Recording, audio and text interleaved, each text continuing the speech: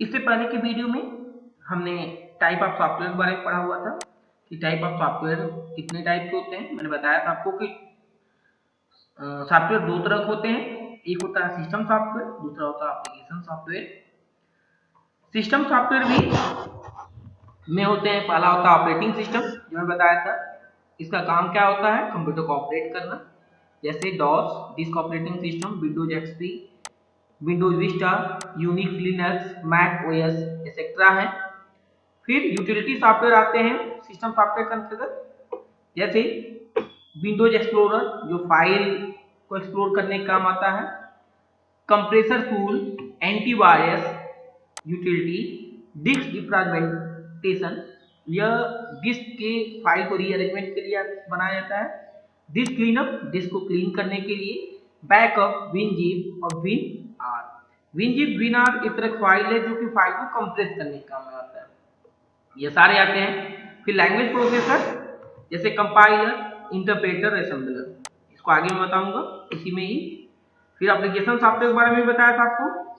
एक होता है जनरल एप्लीकेशन सॉफ्टवेयर जो कि सभी लोग इस्तेमाल करते हैं, जैसे एमएस ऑफिस हो गया, ठीक है, माइक्रोमीडिया के प्लेयर्स जो हैं, एडब के सॉफ्टवेयर हैं जैसे पेज मेकर, फोटोशॉप एक्सेट्रा। फिर होता है टेलर और कस्टमाइज सॉफ्टवेयर, यह स्पेसिफिक व्यक्ति को चलाने के लिए बनाया जाता है, जैसे स्कूल मैनेजमेंट सिस्टम। इस सॉफ्टवेयर का काम होता है स्कूल से रिलेटेड सारे, जैसे फीस की रिकॉर्ड रखना या एक्सपेंसेस का या बच्चों का रिकॉर्ड रखने के लिए बनाया जाता है। फिर इन्वेंट्री मैनेजमेंट, इसके द्वारा हम वेंडर्स के लिए बनाया जाता है, यह क्या सामान खरीद रहा है, क्या बेच रहा है, उसका बिलिंग वगैरह के लिए होता है। फिर पे रोल और फाइनेंशियल, ये सारे फाइनेंस रिलेटेड काम के लिए बनाए जाते हैं। तो ये स्पेसिफिक पर्सन यूज करते हैं और जनरल एप्लीकेशन सॉफ्टवेयर सभी लोग इस्तेमाल कर सकते हैं। अब हमें पढ़ना था आज स्पेशली ऑपरेटिंग सिस्टम। तो ऑपरेटिंग सिस्टम क्या है?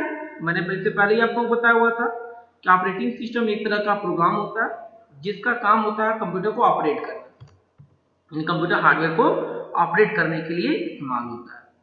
तो operating system is interface between hardware and user which is responsible for management and coordination of activity and the sharing of resources of computer. It hosts the several applications that run on computer and handle the operation of computer hardware. तो जैसा मैंने बताया किसका काम होता है, main hardware को चलाना। यह एक तरह का लिंक बनाता है यूजर और हार्डवेयर के बीच, क्योंकि यूजर डायरेक्ट हार्डवेयर को चला नहीं सकता और यूजर जो है हार्डवेयर की बातों को नहीं समझ सकता, ना अपनी बातों को उसे समझा सकता सीधे। तो ऑपरेटिंग सिस्टम एक इंटरफेस का काम करता है, यूजर की बातों को हार्डवेयर तक बताता है हार्डवेयर को, और हार्डवेयर की चीजों को यूजर को। जैसे समझिए कि एक चाइनीज व्यक्ति है, उसे चाइना किसी नाम नहीं लेना चाहिए, कोरोना यही फैलाया हुआ है। चाइनीज व्यक्ति है, उसे चाइनीज आती है और आपको हिंदी आ रही है। आपको अगर समझना होगा उसकी बातों को तो सिंपल एक ऐसे व्यक्ति को ढूंढेंगी जिसको क्या आ रहा हो, चाइनीज भी आ रहा हो, हिंदी। तो ये दोनों लोगों के बीच में लिंक प्रोवाइड करता है। सेम ऐसे ही ऑपरेटिंग सिस्टम काम करता है, यह हार्डवेयर और यूजर के बीच में एक लिंक क्रिएट करता है, ठीक है। अब फंक्शन ऑफ ऑपरेटिंग सिस्टम जान लीजिए। पहला होता है प्रोसेस मैनेजमेंट, ये प्रोसेस को मैनेज करता है, यानी कितने सारे काम हो रहे हैं इसको मैनेज करता है। फिर दूसरा होता है मेमोरी मैनेजमेंट। मेमोरी जैसे कंप्यूटर में जो मेमोरी है उसको कितना किस काम के लिए प्रोवाइड करना है, ये भी काम देखता है operating system. File management, file को कैसे रखा जाए, कैसे व्यवस्थित किया जाए, किस टाइप की फाइल को कहाँ में स्टोर करना है, यह भी ऑपरेटिंग सिस्टम देखता है। फिर डिवाइस मैनेजमेंट, जैसे इनपुट आउटपुट डिवाइस हम इस्तेमाल करते हैं, इनपुट आउटपुट डिवाइस तो काम कर रहा है या नहीं, या कोई इसमें कमी है, सारी चीजों को कौन देखता है, ऑपरेटिंग सिस्टम। यह कुछ कॉमन फंक्शन है ऑपरेटिंग सिस्टम। अब आ जाते हैं टाइप ऑफ ऑपरेटिंग सिस्टम कि ऑपरेटिंग सिस्टम कई टाइप के होते हैं।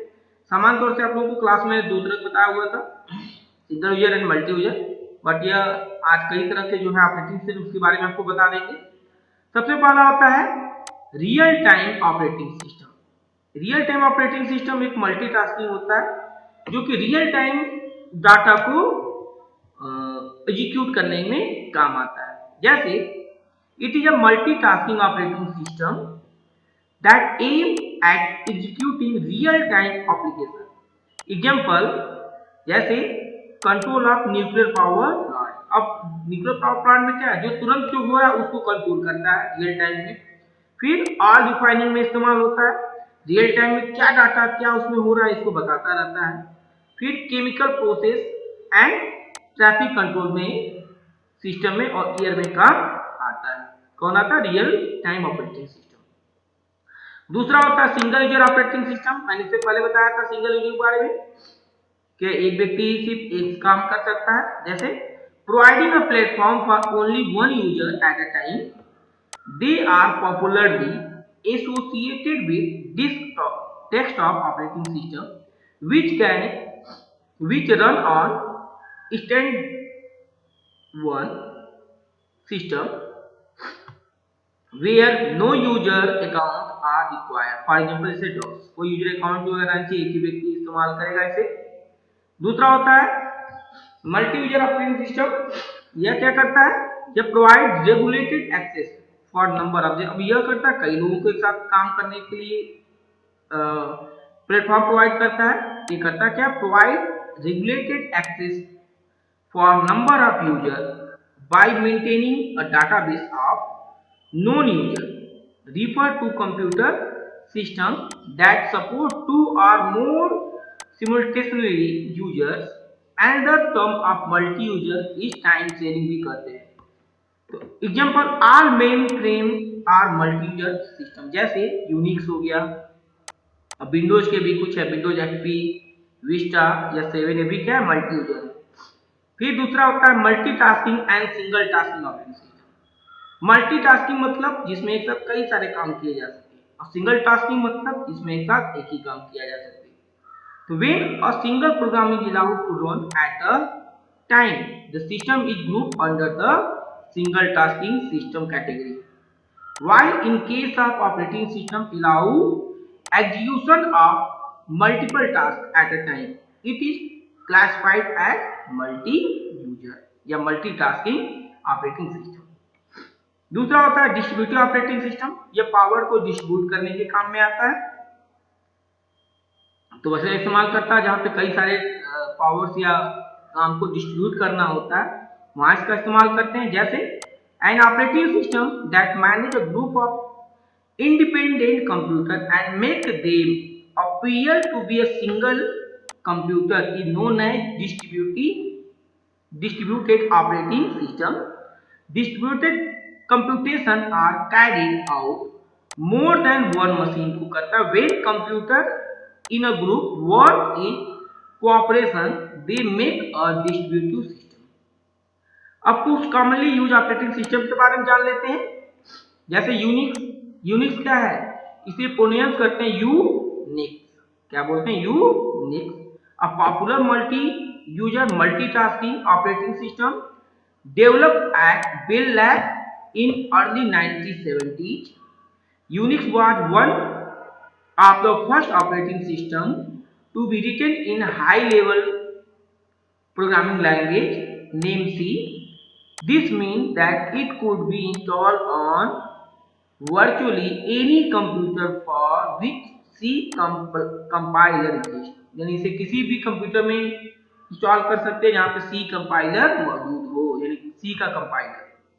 दूसरा होता है लिनक्स।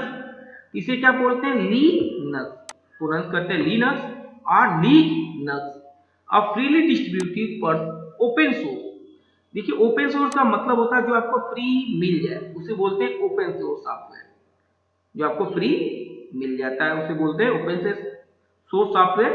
तो open source operating system that run on number of hardware platform. The Linux kernel was developed mainly by Linus Torvalds and it based on Unix because it's free and become its run on many platforms including PCs, Macintosh. Linux has become an external extremely popular alternative and proprietary operating system. फिर है Windows जो आप इस्तेमाल करते हो, एक GUI based operating system है जो डॉस को रिप्लेस करके लाया गया। तो Microsoft Windows is a series of graphical interface operating system developed, marked and sold by Microsoft. तो Microsoft include an operating environment named Windows on November 20, 1985 and as an add-on MS-DOS. A response to the growing interest in graphical user interface, Microsoft Windows come to dominate the world personal computer market with over 90% market share, overtaking Mac OS, which had been introduced in 1984. The most recent client version of Windows is Windows 7. अभी क्या Windows 7 या Windows 10 अब इस्तेमाल हो रहा है। The most recent server version of Windows Server is 2008 R2. The most recent mobile version of Windows है Phone 7.5। पर यह अब हो सकता है कुछ चेंजेज हो गए हो, यह अलग हो। फिलहाल आपको यह तो पता है विंडोज 7 नहीं भी है, विंडोज क्या हो गया है 10 हो गया। फिर सोल्रिस भी एक ऑपरेटिंग सिस्टम है। तो Solaris is Unix operating system originally developed by the Sun Microsoft. It superseded their early Sun OS in 1993. Oracle Soldis is, as it's now known, has been owned by Oracle Corporation since Oracle acquisition of Sun in January 2010. Boss यानी Bharat operating system solution और GNU Linux distribute develop यह करता है सोल्निस। फिर होता है Android का इस्तेमाल क्या करते हैं किसलिए पता है, मोबाइल फोन में इस्तेमाल होता है। तो Android is a Linux based mobile phone operating system developed by Google. Android is unique because Google is actually developed the platform but giving it away for free to hardware manufacturer and phone carriers who want to use Android on their device. फिर Symbian का है, Symbian mobile operating system है targeted at mobile phone that offer a high level of integration with communication and personal information management इस्तेमाल होता है function. फिर अब ये तो हो गया ऑपरेटिंग सिस्टम। अब पढ़ लेते हैं लैंग्वेज प्रोसेसर। लैंग्वेज प्रोसेसर क्या है, एक तरह का सॉफ्टवेयर होता है जिसका काम होता है हाई लेवल लैंग्वेज को लो में कन्वर्ट करना, किसमें लो में, और लो को हाई में कन्वर्ट करने का काम करता है। Since computer hardware is capable of understanding only machine language instruction, so it is necessary to convert high level language, इसे बोलते हैं channel mix high level language into machine level language (MLL).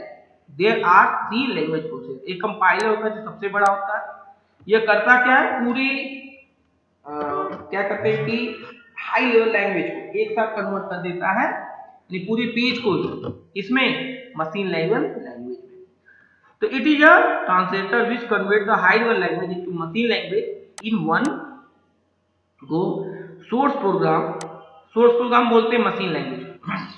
High level language get converted into object oriental programming, machine language में change कर देता है। Source को इसमें करता है, ऑब्जेक्ट प्रोग्राम यानी मशीन लैंग्वेज में चेंज करता है।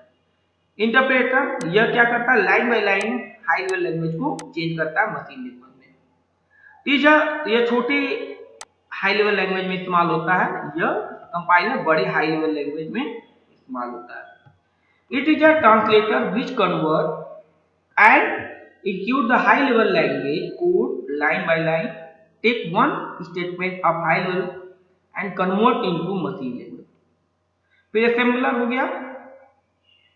फिर एक होता है और असेंबलर क्या है, यह करता है असेंबली लैंग्वेज जो पहले इस्तेमाल होती तब तो नहीं होती है को मशीन लैंग्वेज में चेंज करने के काम में आता है। इस translate assembly language into machine language. अब माइक्रो प्रोसेसर क्या है, माइक्रो प्रोसेसर एक तरह का चिप होता है जो कंप्यूटर मदरबोर्ड में जैसे होता है छोटा सा लगा होता है, ये मेन काम करता है प्रोसेसिंग का। तो micro processor is a semiconductor chip which manufacture single using the large scale integration LSI or very large scale integration VLSI में इस्तेमाल होता है which comparison arithmetic logic unit control and central processing unit या CPU fabricated on a single chip। तो यह single chip ही main computer का part होता है, प्रोसेसर यही काम करता है, पूरी डाटा को प्रोसेस करता है। ठीक है, अब रजिस्टर बस के बारे में जान लीजिए और ये इसी तरह खत्म हो जाएगा।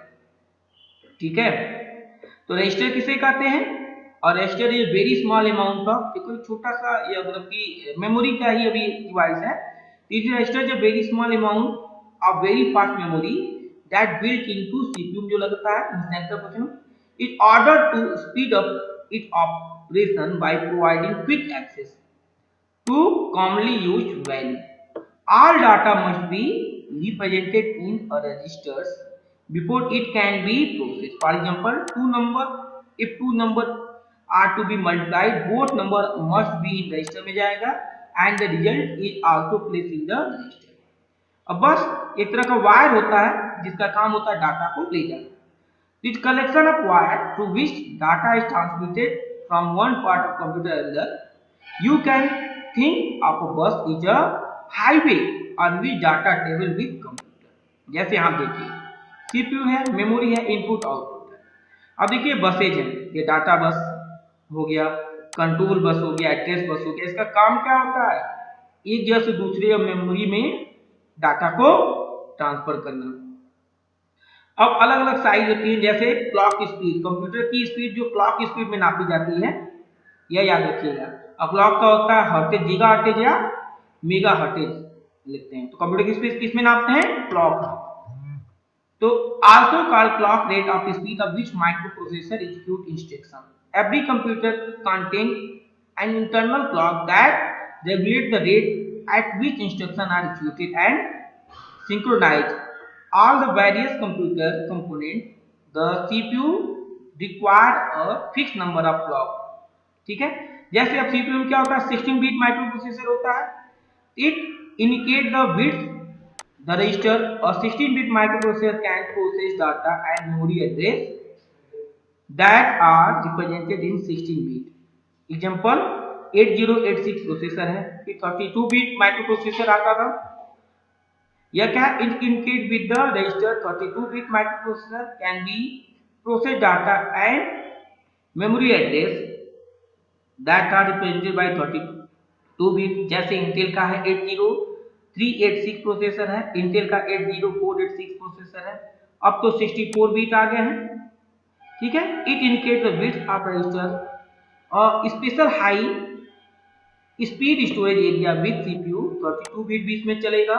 Microprocessor can process data memory address that are represented 32 bit. जैसे प्लेटिनम ड्यूल कोर है, कोड ड्यू है, 128 बिट माइक्रोप्रोसेसर भी इसमें आ जाता है। It indicate with the bits register. तो इसके अलग अलग है, जैसे आज के जो माइक्रोप्रोसेसर आ रहे हैं वो सारे 64 बिट ही आ रहे हैं।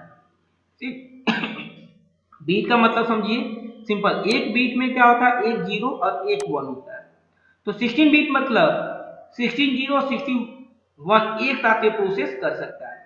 32 बीट में 32 0 और 32 1 का बना हुआ नंबर को एक साथ प्रोसेस कर सकता है। और 64 बीट मतलब कि 64 0 और 64 1 से नंबर से बना हुआ डाटा को एक ही साथ यह कर सकता है। इसका मतलब 64 बीट का प्रोसेसर थोड़ा स्लो था, उससे फास्ट 32 बीट हुआ और 64 बीट वाला सबसे फास्ट भी माइक्रोप्रोसेसर है। फिलहाल आपके लिए अब इतना ही, यह सब फिलहाल आपके काम का नहीं है। तीसरा फंडामेंटल का चैप्टर इस वीडियो के साथ खत्म होता है। धन्यवाद।